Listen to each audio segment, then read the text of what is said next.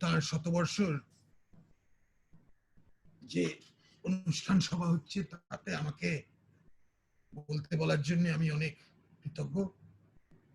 দিবাকরের কাছে কৃতজ্ঞ, তার অসীম এনথুজিয়াজম, অসীম এনার্জি, তাই নিয়েই ও কাজ করে যায়।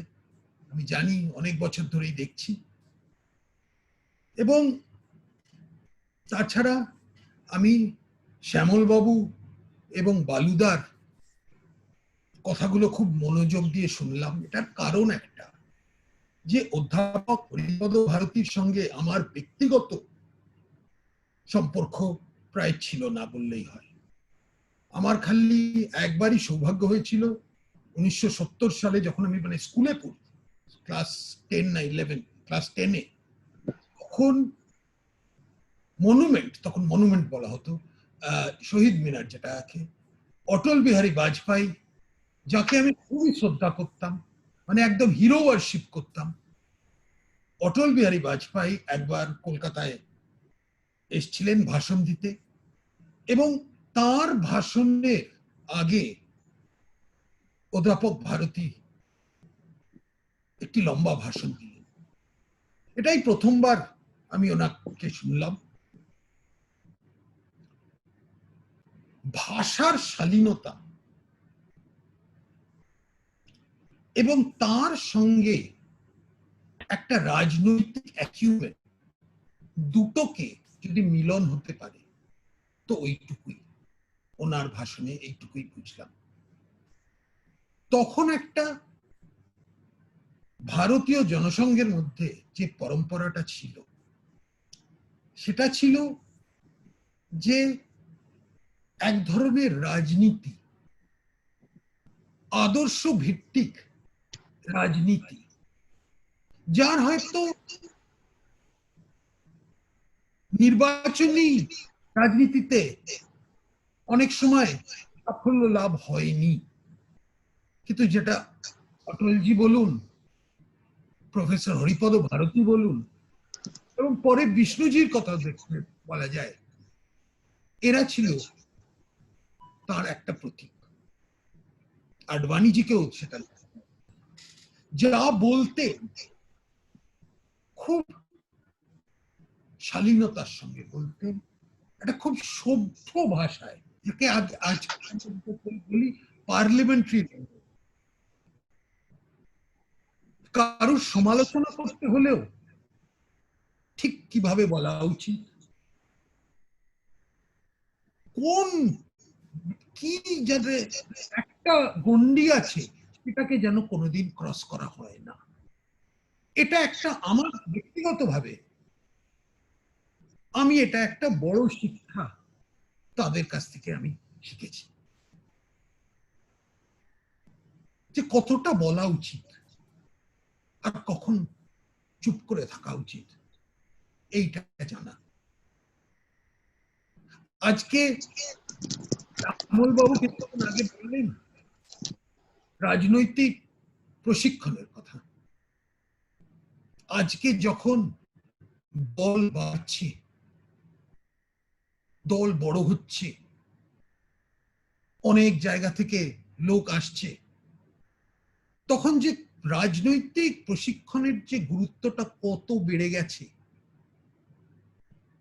সেটা আর বলার, সেটা তো আর বলার কি, সবাইকার সামনে এটা তো একদম অ্যাপারেন্ট, এটা তো বলতে আর হতে হয় না। কারণ এই যে একটা পরম্পরা, যেটা প্রথমে ভারতীয় জনসংঘের মধ্যে ছিল এবং পরে ভারতীয় জনতা পার্টির মধ্যে এসছে, যেটা শ্যামাপ্রসাদ বাবু থেকে আরম্ভ করেছে, পশ্চিমবঙ্গে প্রফেসর হরিপদ ভারতী এবং বিষ্ণুজি তার একজন উজ্জ্বল প্রতীক, এবং রাষ্ট্রীয় স্তরে অটলজি, আডবাণীজি, এবং পরের পিড়িতে অরুণ জেটলিজি, এরা যেরকম ভাবে একটা রাজনৈতিক সভ্যতা, যদি বলা যায়, স্থাপনা করেছিল, এটাই একটা আজকে যদি বলি যে কি শিক্ষা, সব থেকে বড় শিক্ষা অধ্যাপক ভারতীর জীবন থেকে প্রথমত হচ্ছে এইটা যে রাজনৈতিক আচরণ কিরম ভাবে আমরা করতে হবে। আর দ্বিতীয় একটা বড় শিক্ষা আছে, অনেকেই জানেন যে হরিপদ ভারতীর ব্যক্তিগত একটা বিরাট অ্যাপিল ছিল। বালুদা সেটা বললেন, শ্যামল বাবু সেটা বললেন। উনি মানুষ হিসেবে তাকে প্রচন্ড শ্রদ্ধা করা হতো। সে শুধু ভারতীয় জনসংঘের ওই সার্কেলের মধ্যে না, তার বাইরে সমাজের মধ্যে একটা পণ্ডিত লোক। আর তখন একটা ছিল যে ভারতীয় জনসংঘের মধ্যে বলা হতো যে বেশিরভাগ লোকেরাই একটু বেশি পণ্ডিত, এটা অনেকে ঠাট্টা করে বলতো। কিন্তু পণ্ডিত ব্যক্তি হিসেবে ওনাকে প্রচন্ড শ্রদ্ধা করা হতো, বিষ্ণুজিকেও যেমন শ্রদ্ধা করা হতো। এরা দুজনেই মাস্টার মশাই ছিলেন। তো শিক্ষার জগৎ থেকে এরা এসেছিলেন রাজনীতিতে। কিন্তু অধ্যাপক ভারতী যখন 70-এর দশক, 60-এর দশক, 60-এর মানে মাঝখানে থেকে মানে মিড 60s থেকে একদম এমার্জেন্সি অবধি ভারতীয় জনসংঘ বলে পশ্চিমবঙ্গে যা স্থাপনা ছিল, তার কিন্তু সব থেকে বড় প্রতীক ছিলেন হরিপদ ভারতী। ভারতীয় জনসংঘ বললে এটা ছোট দল ছিল, সেই ছোট দলের মধ্যে তাকেই কিন্তু লোকে তারই নেতা বলে যে মানতে, তাকেই সব থেকে বড় প্রতীক বলে জানতে। আরো যেটা বলা দরকার আজকে, যে কি পরিবেশে অধ্যাপক ভারতী তার রাজনৈতিক জীবন চালিয়েছিলেন। আমরা আগেই দেখেছি যে ওনার ব্যক্তিগত শ্রদ্ধা যতটা ছিল, তার সঙ্গে রাজনৈতিক সাফল্যতাটা হয়তো অতটা হয়নি।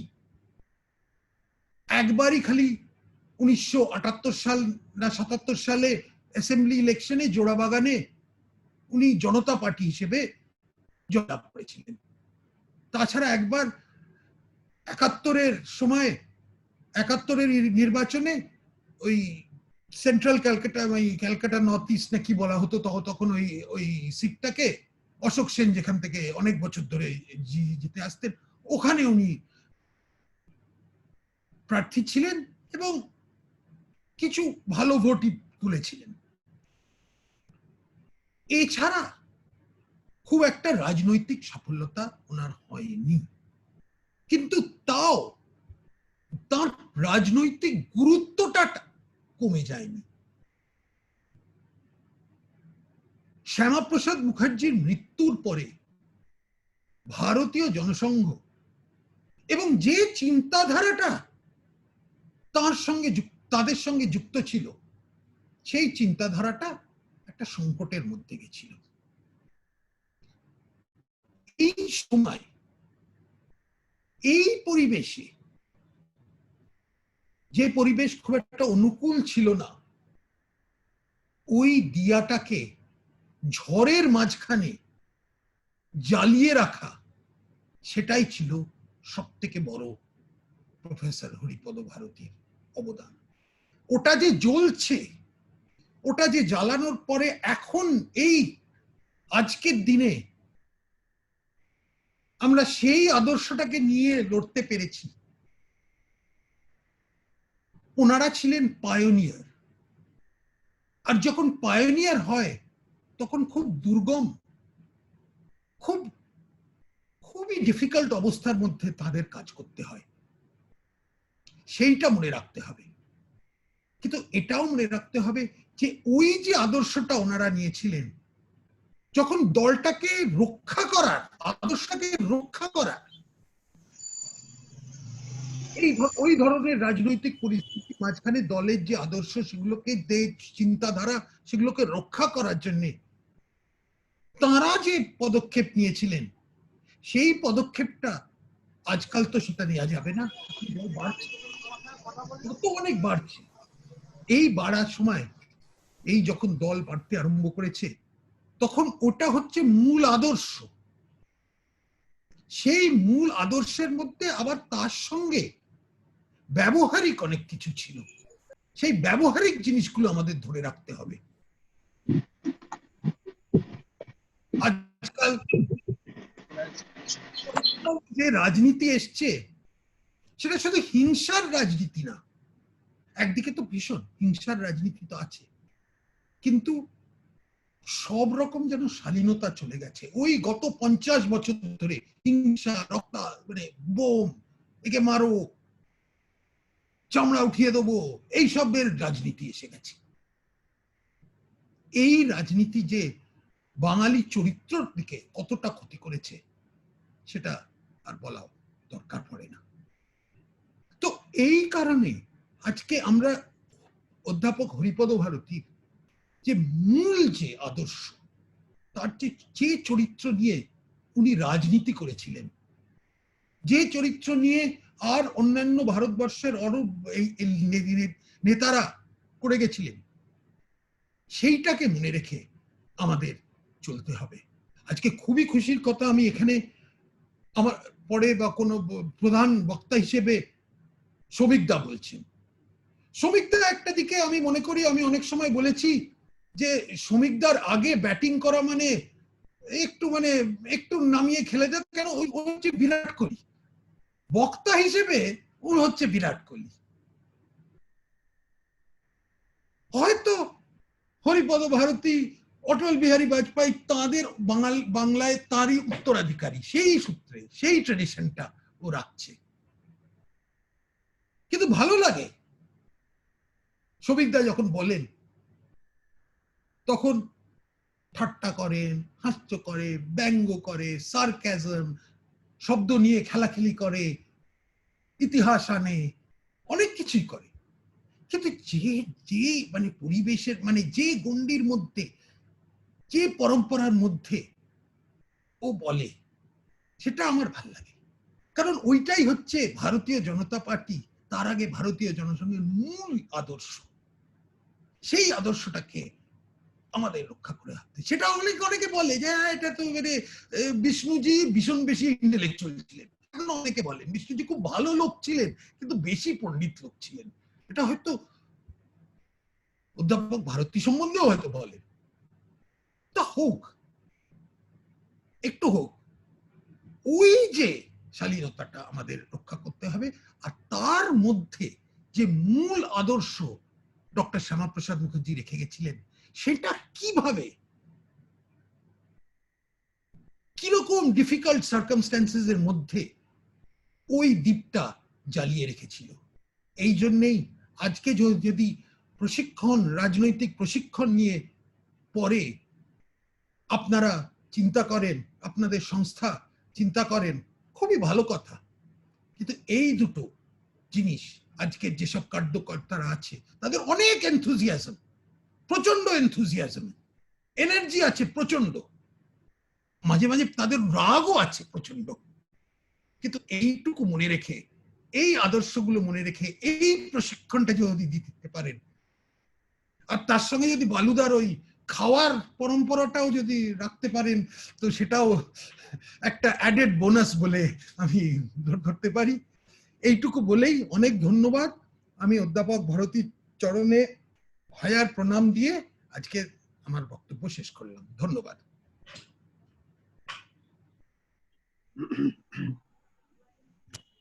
অনেক ধন্যবাদ ডক্টর স্বপন দাশগুপ্ত দাদাকে। দিবাকর, আনমিউট করা হয়েছে।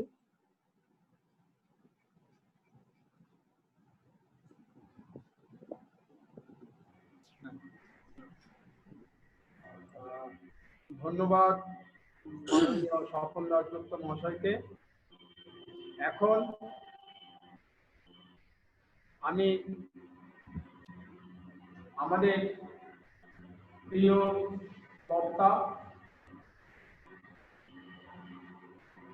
প্রাক্তন বিধায়ক সমীর ভট্টাচার্যকে হরিপদ ভারতী স্মৃতি চালনা করবার জন্য আহ্বান করছি।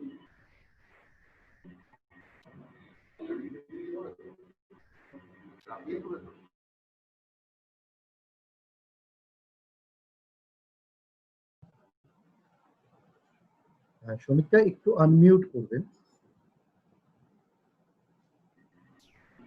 হ্যাঁ, শোনা যাচ্ছে। অরিন্দম রেডি? হ্যাঁ, রেডি আছে অবশ্যই। হ্যাঁ, সমীরদা বলছি। হ্যাঁ, হুম।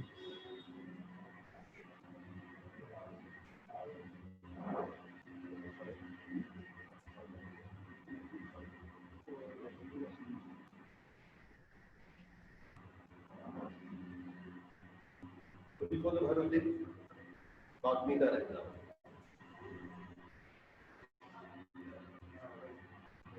1982 সালের 30শে মার্চ যুগান্তর পত্রিকার প্রথম পৃষ্ঠার সংবাদ, আর শোনা যাবে না পদ্মসভায় জনসভায় সে উত্তপ্ত কণ্ঠস্বর, প্রয়াত হরিপদ ভারতী।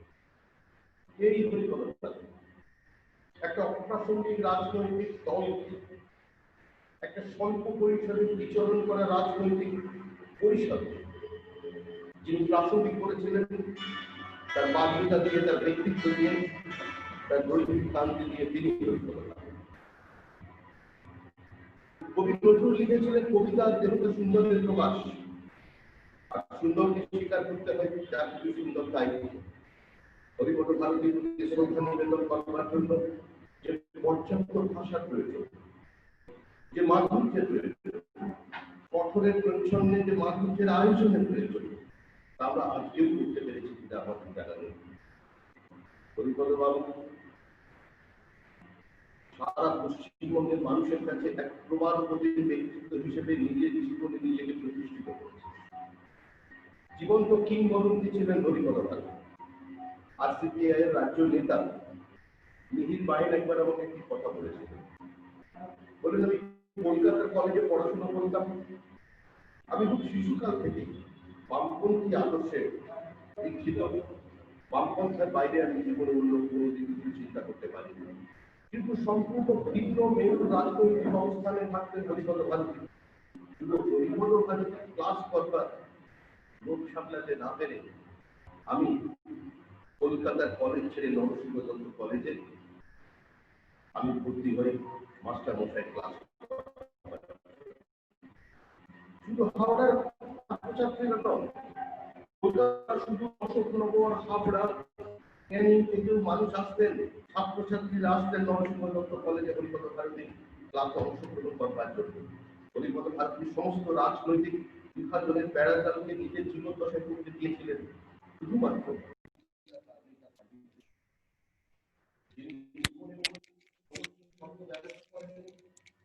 চূড়ান্ত আক্রমণ করেছেন,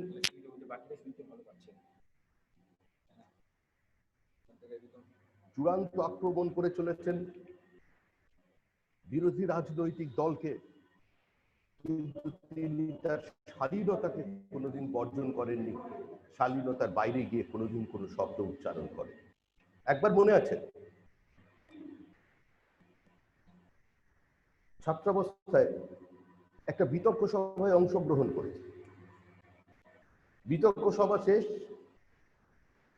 পুরস্কার বিতরণ অনুষ্ঠান শেষ, কিন্তু তারপরেও অদ্ভুত ভাবে দেখছি মানুষের সংখ্যা বাড়ছে। আমার সেই সময় রাজনৈতিক বিদ্যা বুদ্ধি বা সচেতনতা থাকার কথা নয় ওই বয়সে। আশ্চর্য লাগলো এটাই যে মূল অনুষ্ঠান ছিল বিতর্ক সভা, যে অনুষ্ঠান সম্পূর্ণ শেষ হয়ে গেছে, তারপর সেখানে ভিড় বাড়ার কারণ কি? কারণ সেখানে নেতাজি সুভাষচন্দ্র নিয়ে বক্তব্য রাখবেন আর এক প্রভাতপতি বাগ্মী, যার নাম আজকে বাংলার বর্তমান প্রজন্ম অনেকে জানেন না বা ভুলতে বসেছেন, সোমেন ঠাকুর। সোমেন ঠাকুর এবং হরিপদ ভারতী এই প্রজন্মের অন্যতম শ্রেষ্ঠ বক্তা ছিলেন। সোমেন ঠাকুরের অপূর্ব কান্তি, তার দৈহিক অবস্থান, আর আরেকদিকে হরিপদ ভারতী নেতাজি সুভাষচন্দ্র বসু নিয়ে তার নিজস্ব রাজনৈতিক মতাদর্শ থেকে ব্যাখ্যা করলেন তদানীন্তন পরাধীন ভারতবর্ষের বিভিন্ন ঘটনা প্রবাহ, নেতাজি সুভাষচন্দ্র বসুর খাদ্য তেজ, যে অনুষ্ঠান আয়োজন করা হয়েছে নেতাজি সুভাষচন্দ্র বসুকে কেন্দ্র করে, যিনি সঞ্চালক ছিলেন, সোমেন ঠাকুরের বক্তৃতার পর তিনি বললেন, এতক্ষণ আপনারা নমনীয় কণ্ঠের কমনীয় কণ্ঠস্বর শুনলেন, এখন পুরুষ কণ্ঠের ব্যাঘ্র গর্জন শুনুন, আসছেন হরিপদ ভারতী। মাস্টারমশাই বক্তব্য শুরু করলেন। সেই বক্তব্যের সারবত্তা বোঝার মতো বয়স তখন আমাদের নেই, কিন্তু এটুকুনি বুঝতে পারলাম তিনি শ্যামাপ্রসাদের সঙ্গে তুলনা, নেতাজি সুভাষচন্দ্র বসুর যে রাজনৈতিক বৈরিতা তৈরি হয়েছিল একটা সময়, সেটা তিনি উপস্থাপিত করলেন, সমালোচনা করলেন কঠোরভাবে নেতাজি সুভাষচন্দ্র বসুর 1937 থেকে 1939 সালে যে ব্যাপক হিন্দু নিধন যজ্ঞ শুরু হয়েছিল পূর্ববঙ্গে, পূর্ব পাকিস্তানে। সেখানে শ্যামাপ্রসাদ মুখার্জি আহ্বান জানাতে গিয়েছিলেন সুভাষচন্দ্র বোসকে, শরৎচন্দ্র বোসকে, যে তিনি হিন্দুদের পাশে দাঁড়ানোর জন্য। সুভাষ বোস তার আহ্বানে সাড়া দেননি এবং কার্যত শ্যামাপ্রসাদ মুখার্জিকে তিনি হুঙ্কার দিয়ে বলেছিলেন যে তুমি যদি কোনো রাজনৈতিক ফ্রন্ট তৈরি করো তাহলে সেটাকে শুরু করবার আগে আমি খুন করে ফেলবো। ভেবে দেখুন, নেতাজি সুভাষচন্দ্র বসুর মতো টাওয়ারিং পার্সোনালিটি, বাঙালির মজ্জায়, রক্তে, আবেগে যে সুভাষচন্দ্র বসু, সেই সুভাষচন্দ্র বসুর তৈরি নামে তৈরি মঞ্চে দাঁড়িয়ে হরিপদ ভারতী বক্তৃতা করছেন সুভাষচন্দ্র বসুর বিরুদ্ধে এবং সমালোচনা করে তারপরে নেতাজি সুভাষচন্দ্র বসুর তার যে অনন্য সাধারণ প্রতিভা তা তিনি মানুষের সামনে তুলে ধরলেন। 45 মিনিট প্রায় বক্তৃতা করবার পর বক্তব্য শেষ করলেন হরিপদ ভারতী, কিন্তু জনগণের মধ্য থেকে আওয়াজ উঠলো, থামলে চলবে না, আরো বলতে হবে। মাস্টার মশাই চেয়ারে বসলেন। জনগণের আবেদনে সাড়া দেওয়ার জন্য তিনি পকেট থেকে নস্যি টিপে বার করে একটু নাকে নস্যি নিলেন, আবার শুরু করে আধ ঘন্টা বক্তৃতা করলেন। ভিড় যা ছিল সেখান থেকে ভিড় আরো বেড়ে গেল। বিধানসভায় বক্তৃতা করেছেন, ছোট্ট ছোট্ট কথার মধ্যে দিয়ে তিনি তার নিজস্ব অবস্থানকে অপূর্ব সুন্দর ভঙ্গিমায় উপস্থাপিত করেছেন। একবার চিনি নিয়ে আকাল পড়লো গোটা দেশে। মাস্টার মশাই বিধানসভায় বললেন, চিনি গো চিনি তোমারে ও গো বিদেশ চিনি। বিদেশ থেকে চিনি আমদানি করাকে কেন্দ্র করে তিনি বক্তব্য রাখলেন। মাস্টার মশাই আমাদের কাছে, আমাদের স্মৃতি কোঠায় যিনি আজও অমর হয়ে আছেন, সেই তরুণ হরিপদ ভারতী একবার ওয়েলিংটন স্কোয়ারে বক্তৃতা করছেন। হরিপদ ভারতীর বক্তৃতার আকর্ষণ থেকে কেউ দূরে নিজেকে সরিয়ে রাখতে পারতেন না। তার বক্তৃতা যখন শেষ তখন হঠাৎ একজন পুলিশের এসআই এসে হরিপদ বাবুকে বললেন, স্যার আপনাকে একটু যেতে হবে, স্যার আপনার জন্য অপেক্ষা করছেন। মাস্টার মশাই তখন বলেছিলেন, আমি তো কোনো অপরাধ করিনি, আমার বক্তৃতার মধ্যে এমন তো কোনো আক্রমণ ছিল না যে তোমার সাহেব আমাকে গ্রেফতার করতে পারে। বলল, না স্যার, এই মুহূর্তে আপনার সঙ্গে যেতে হবে। হরিপদ ভারতী গেলেন। ওয়েলিংটনের পাশের রাস্তায় একটা গাড়ি দাঁড় করানো আছে। হরিপদ ভারতী গিয়ে দেখলেন গাড়ির মধ্যে বসা তৎকালীন বাংলার মুখ্যমন্ত্রী ডাক্তার বিধানচন্দ্র রায়। বিধানচন্দ্র রায় হরিপদ বাবুকে বললেন যে তোমার দলের এখানে সেই শক্তি নেই,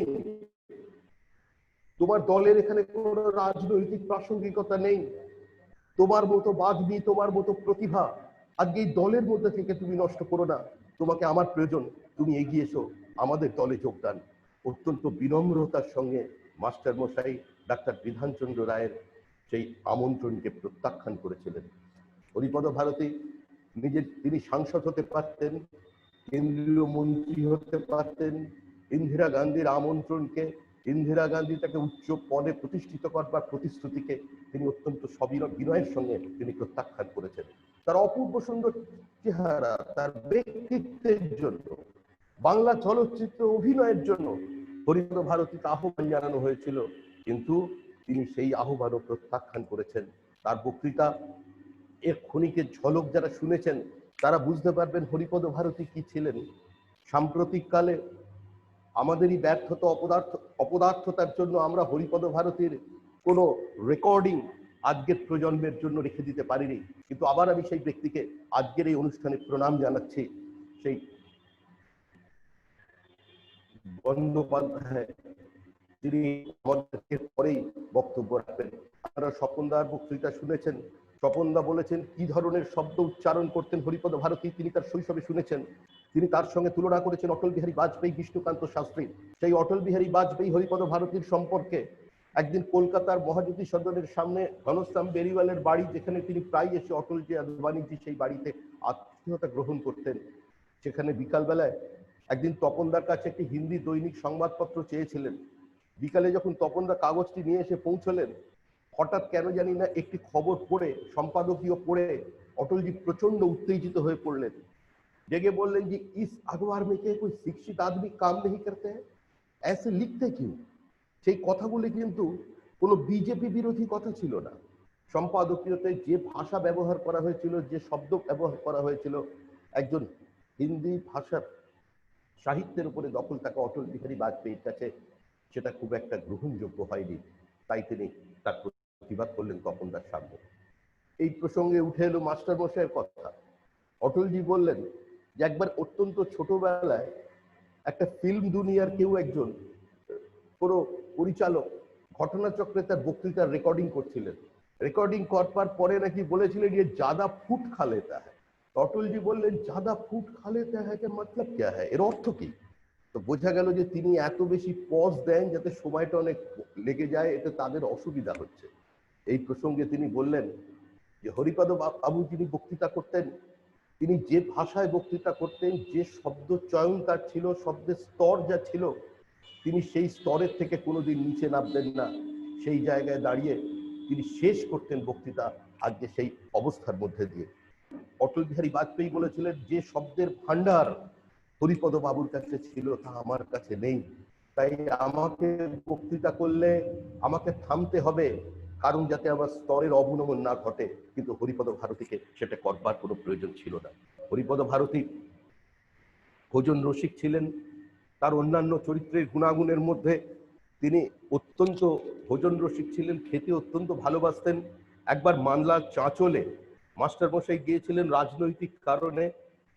সেখানে নরসিংহ দত্ত কলেজের একজন ছাত্রী, আমাদের হাওড়ার অধিবাসী, তার বিয়ে হয়েছিল চাঁচলে। তার মাস্টারমশাই তার গ্রামে এসেছেন।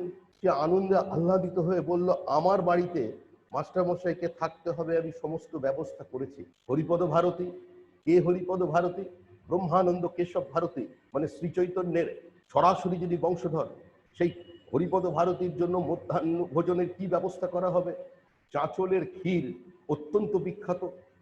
চাঁচলের ক্ষীর বাংলার অন্যান্য খাদ্যের যে জনপ্রিয়তা আছে তার মধ্যে চাঁচলের ক্ষীর একটা সেই তালিকায় পড়ে। তারা ক্ষীর দিয়েছেন, সমস্ত নিরামিষ খাবার, দুপুরে নিরামিষ, আবার রাত্রিতে ডিনারে সেখানেও নিরামিষ। পরের দিন সকালবেলায় মাস্টারমশাই ডেকে তার ছাত্রীকে বললেন, তুমি কি শুরু করেছো? আমি মাছ খাই, আমি মাংস খাই, আমি ডিম খাই, আমি সব খাই, আমাকে এই খাওয়ানোর মতো ঔদ্ধত্য তোমার কি করে এলো? মাস্টারমশাইয়ের জন্য আলাদা করে খাবারের ব্যবস্থা করা হয়েছে। একজন সাংবাদিক, প্রথিতযশা সাংবাদিক দেবাশিস ভট্টাচার্য আমাকে আরেকটি গল্প শুনিয়েছিলেন যে 1980 সালের 14ই জানুয়ারি ইন্দিরা গান্ধী ক্ষমতায় ফিরলেন। ক্ষমতায় ফেরার পরে 80 সেপ্টেম্বরে ইন্দিরা গান্ধী এনএসও তৈরি করলেন। তখনও ন্যাশনাল সিকিউরিটি অ্যাক্ট হয়নি, ন্যাশনাল সিকিউরিটি অর্ডিন্যান্স তৈরি করা হয়। সেই অর্ডিন্যান্সের প্রতিবাদে কলকাতা স্টুডেন্টস হলে এপিডিআর এর পক্ষ থেকে একটি আলোচনা সভার আয়োজন করা হয়েছে। আলোচনা সভায় কারা বক্তব্য রাখবেন? আমাদের পক্ষ থেকে হরিপদ ভারতী, জনতা পার্টির পক্ষে তিনি তখন বিধায়ক ফরওয়ার্ড ব্লকের ভক্তিভূষণ মণ্ডল, সিপিআইএম এর প্রথিতযশা আইনজীবী অরুণ প্রকাশ চট্টোপাধ্যায়, আরএসপি রাজ্যসভার সাংসদ সৌরিন ভট্টাচার্য। বক্তৃতা শুরু করলেন হরিপদ ভারতী। বক্তৃতা যখন শেষ করলেন, তার পরবর্তী বক্তা অরুণ প্রসাদ চট্টোপাধ্যায় মঞ্চে উঠে বললেন, হরিপদ ভারতী বাগ্মী আমি জানি, হরিপদ ভারতী দর্শনের অধ্যাপক এটাও আমি জানি, হরিপদ ভারতীর কণ্ঠস্বরে আবাল বৃদ্ধ বনিতা মুগ্ধ হয়ে যায় এটাও আমি জানি, কিন্তু হরিপদ ভারতী যে এত বড় আইন শারদ আমার জানা ছিল না। তাই এর পরে আমার বলার মতো আর কিছুই থাকলো না। তার জন্য সেদিনকার সেই সভা, হরিপদ ভারতী সেই সভাকে, সেই সভার সমস্ত মনোজ্ঞ পরিবেশের মানুষকে আপ্লুত করে ফেলেছেন তার বাগ্মিতা দিয়ে, তার পাণ্ডিত্য দিয়ে, তার আইনি জ্ঞান দিয়ে।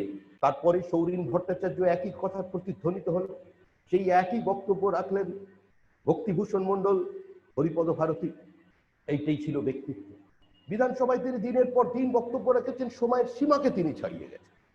তিনি কোনোদিন কোনো অশালীন শব্দ ব্যবহার করেন, তিনি ব্যক্তিগত স্তরে কোনোদিন কাউকে আক্রমণ করেন। আমরা পশ্চিমবঙ্গের যে মুখ্যমন্ত্রী কমরেড জ্যোতি বসুর বক্তব্য বিভিন্ন সময় শুনেছি, তার নির্দিষ্ট একটা ঘরানা ছিল তার বক্তৃতার। জ্যোতি বসু কারো চট করে নাম গ্রহণ করতেন না। রাজীব গান্ধীর সম্পর্কে বক্তৃতা করতে জ্যোতি বসু বলতেন, ওই যে ওই ছেলেটা আগে প্লেন চালাতো, এখন দেশ চালাবে বলছে, ইন্দিরা গান্ধীর ছেলে। এই ছিল জ্যোতি বসুর বক্তৃতার স্টাইল। কিন্তু আমি আমার শিশুকালে শুনেছি জ্যোতি বসু বক্তৃতা করছেন, কেন হরিপদ ভারতীকে ভোট দেবেন? সুন্দর দেখতে বলে ভোট দেবেন? কেন হরিপদ ভারতীকে ভোট দেবেন? ভালো বক্তৃতা করে এই জন্য ভোট দেবেন? এই ছিল হরিপদ ভারতীর উপস্থিতি, এই ছিল হরিপদ ভারতীর তার তার বাগ্মিতা। একটা মানুষ যিনি যে সময় রাজনীতি শুরু করেছিলেন শ্যামাপ্রসাদ মুখার্জির আহ্বানে, শ্যামাপ্রসাদের মৃত্যুর পর যখন এই দক্ষিণ কলকাতায় বহু মানুষ যারা শ্যামাপ্রসাদের ব্যক্তিত্বে, শ্যামাপ্রসাদের আদর্শে, শ্যামাপ্রসাদের দৃঢ় চেতনায় উদ্বুদ্ধ হয়ে ভারতীয় জনসংঘে যোগদান করেছিলেন, তারা দলত্যাগ করতে বাধ্য হন কংগ্রেসের আগ্রাসনের কারণে। কিন্তু হরিপদ ভারতী মাস্টার মশাই যে নামেই ডেকেছিলেন হরিপদ ভারতীকে, কেউ অন্য দলের কেউ টেনে নিয়ে যেতে পারেননি।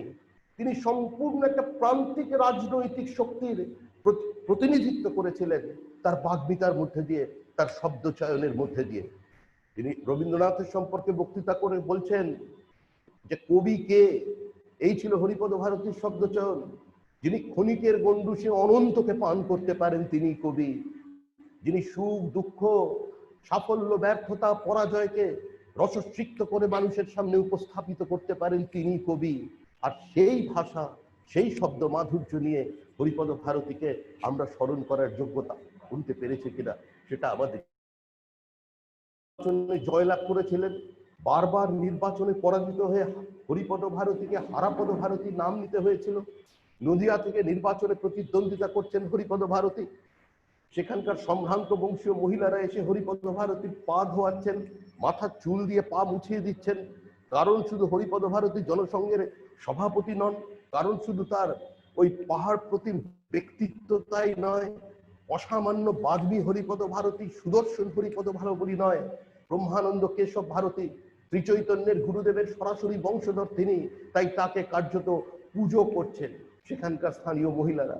নির্বাচনের ফলাফল বেরোলো, নিজের ধারাবাহিকতা অক্ষুণ্ণ রেখে আবার জমানত বাজেয়াপ্ত করলেন মাস্টার মশাই। তারপরে ডেকে বলেছিলেন আমাদের যদি যারা প্রণাম করলো তারাও যদি ভোটটা আমাকে দিত, আমি তাহলে আমার জমানত অন্তত বাঁচিয়ে ফেলতে পারতাম। হরিপদ ভারতী এতবার পরাজিত হওয়া সত্ত্বেও, একটা প্রান্তিক রাজনৈতিক শক্তিতে প্রতিনিধিত্ব করার পরেও বাংলার রাজনীতিতে তিনি ছিলেন প্রাসঙ্গিক, তার বক্তব্য ছিল প্রাসঙ্গিক। অটল বিহারী বাজপেয়ী বক্তা হিসেবে এই প্রজন্মের মানুষ তাকে শুনেছেন। আমি একটা ছোট্ট ঘটনার কথা আপনাকে স্মরণ করিয়ে দিতে চাই। দিল্লির অধিবেশন চলছে, উড়িষ্যা প্রদেশের প্রথিতযশা সাংবাদিক রামচন্দ্র দাস, তিনি ছিলেন তখন আমাদের উড়িষ্যার সভাপতি। অটল বিহারী বাজপেয়ী থেকে বয়সে তিনি 2 বছর বড় ছিলেন। তাকে যখনই দেখতাম অটলজির সঙ্গে হাসাহাসি করতে, গল্প করতে তাকে দেখা যেত। অটলজির পাশে বসে থাকতেন তিনি। হঠাৎ বক্তৃতা করতে উঠলেন রামচন্দ্র দাস, অটলজিও হাততালি দিয়ে তাকে স্বাগত জানালেন। বক্তৃতা শুরু করেই তিনি বললেন, আমি রামচন্দ্র আর আমার ভাই বলে অটলজির দিকে হাত দিয়ে দেখালেন, ইনি হচ্ছেন লক্ষণ। আমি ভাই লক্ষণকে অনুরোধ করব যে ভারতবর্ষের শূর্পণখা ইন্দিরা গান্ধীর নাক তুমি এক্ষুনি কেটে নিয়ে চলে এসো। মুহূর্তের মধ্যে উত্তেজিত হয়ে গেলেন অটল বিহারী বাজপেয়ী। মুহূর্তের মধ্যে অটল বিহারী বাজপেয়ীর অন্য রূপ আমরা দেখতে পেলাম। जब क्या बोल रहे हैं, किसका बारे में बोल रहे हैं? अब जिसका बारे में बोल रहे हैं उस देश की प्रधानमंत्री है और एक महिला है। एक महिला को सम्मान करना भारतीय जनता पार्टी और इस देश की परंपरा है। इस सभा में इसका आगे एक शब्द भी आपको हम बोलने नहीं देंगे। এতদিনের বন্ধুকে তিনি মুহূর্তের মধ্যে বসিয়ে দিলেন। এই ছিলেন অটল বিহারী বাজপেয়ী।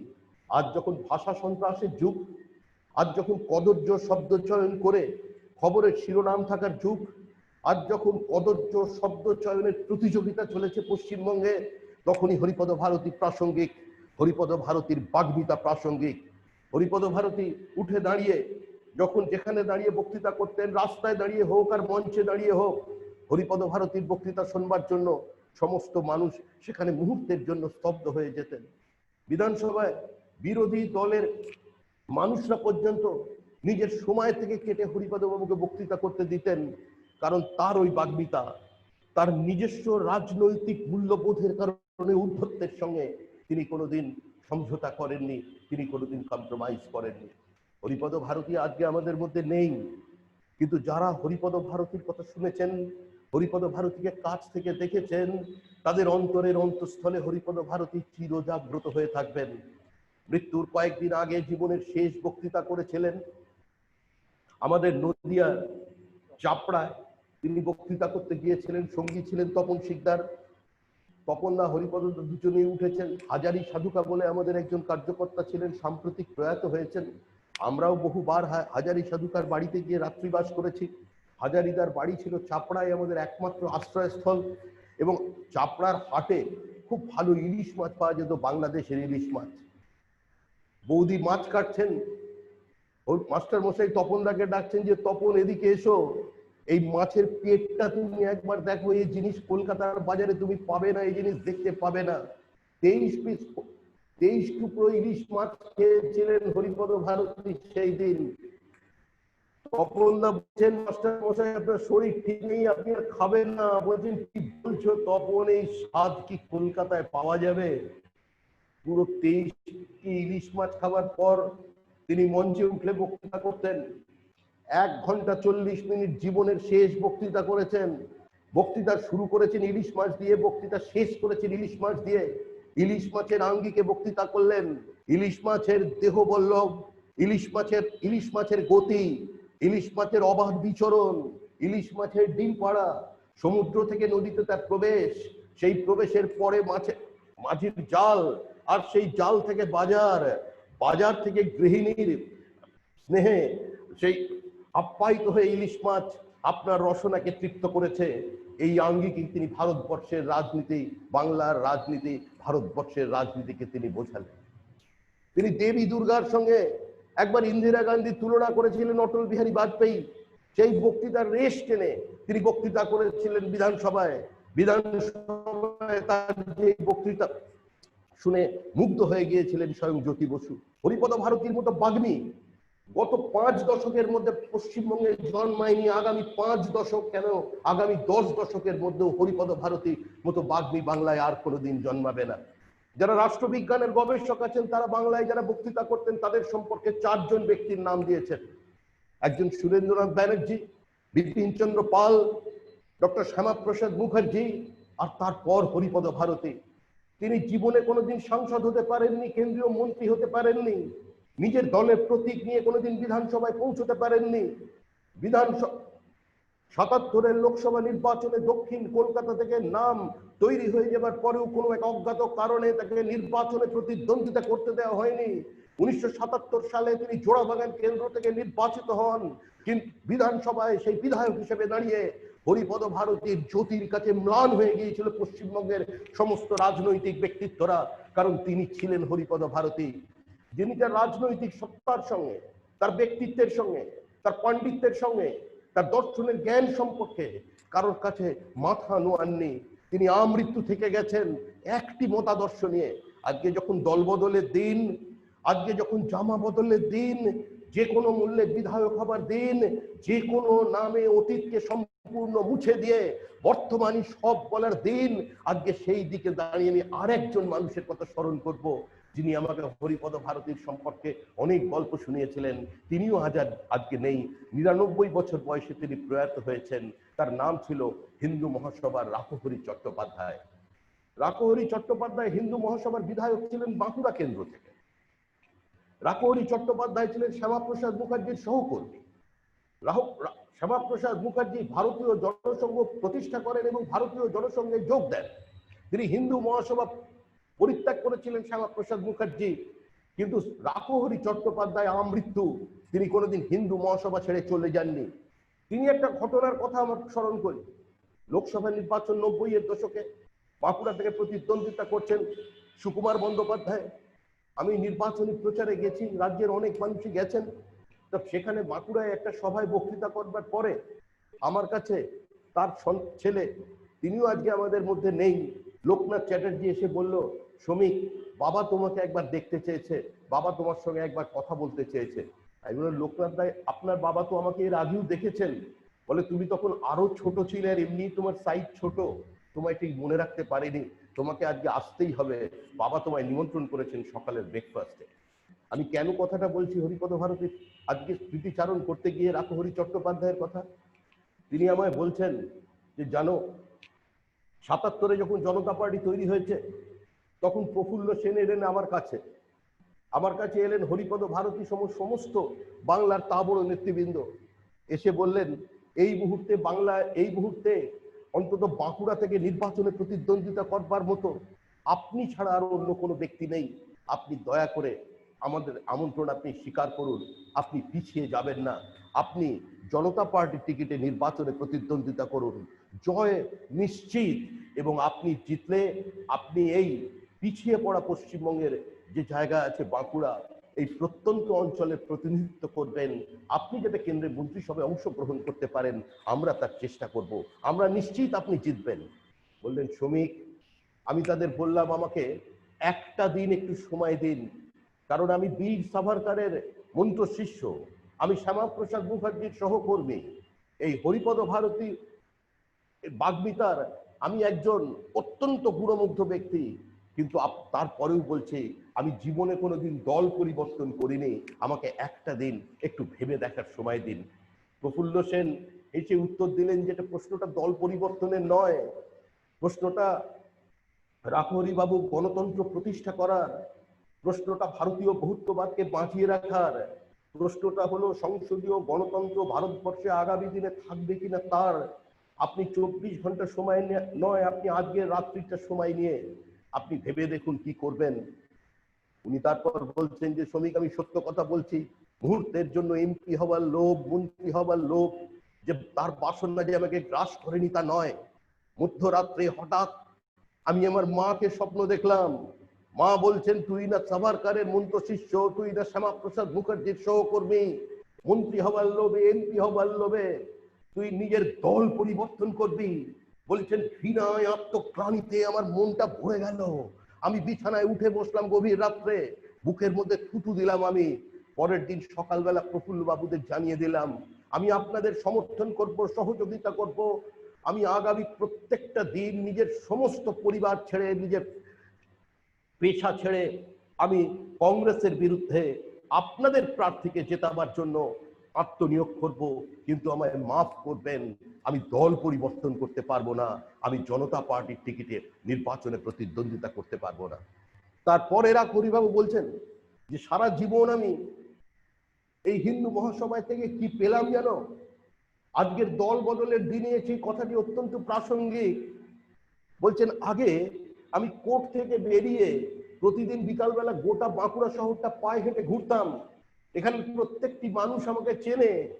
একদিন আমি কয়েকজন রিক্সা চালকের পাশ থেকে এগিয়ে আসছি, তখন স্থানীয় ভাষায় একটা রিক্সা চালক আরেকজন রিক্সা চালককে বলছে, এটাই আমার জীবনের সবচেয়ে বড় প্রাপ্তি। বলছে, দেখ রে দেখ, একটা মোরদ যাচ্ছে বটে, এত জিনিস উলট পালট হয়ে গেল, কিন্তু এ বাপ বদলাইনি বটে। মানে আমি বাপ বদল করিনি, আমি দল বদল করিনি। আজকে সেইখানে দাঁড়িয়েও হরিপদ ভারতী প্রাসঙ্গিক। আজকে যখন মানুষ সামান্য একটা এমএলএ হয়ে যাবার জন্য, সামান্য এমএলএ থেকে যাবার জন্য দল পরিবর্তন করে, আজকে যখন একটা মানুষ একজন কাউন্সিলর থেকে যাবার জন্য নিজের 25 বছরের 30 বছরের দলকে ছেড়ে দেন, দলের পতাকাকে ছেড়ে দেন, দল পরিবর্তন করে নেতৃবৃন্দের সমালোচনা করেন, ব্যক্তি কুৎসা করেন, আক্রমণ করেন, তাদের দিকে তাকান। আর আজকে হরিপদ ভারতীর দিকে তাকান।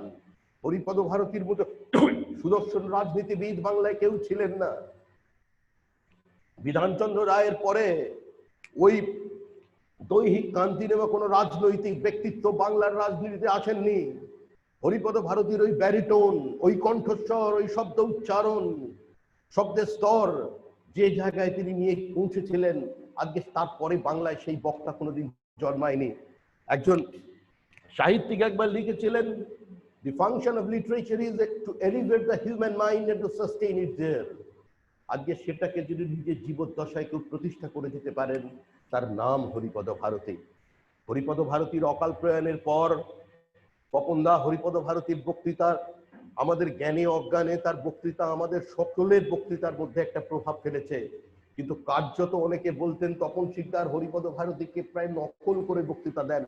একদিন তপনদা নিজেই বলছেন যে হরিপদ ভারতীর নকল আমি কি করে করব, মাস্টার মশাইয়ের মতো চেহারা আমার নেই, মাস্টার মশাইয়ের মতো কণ্ঠস্বর আমার নেই, আমার উচ্চারণ মাস্টার মশাইয়ের মতো স্পষ্ট নয়, মাস্টার মশাইয়ের অভিধানে যে শব্দ ভান্ডার আছে সেই শব্দ ভান্ডার আমার কাছে নেই।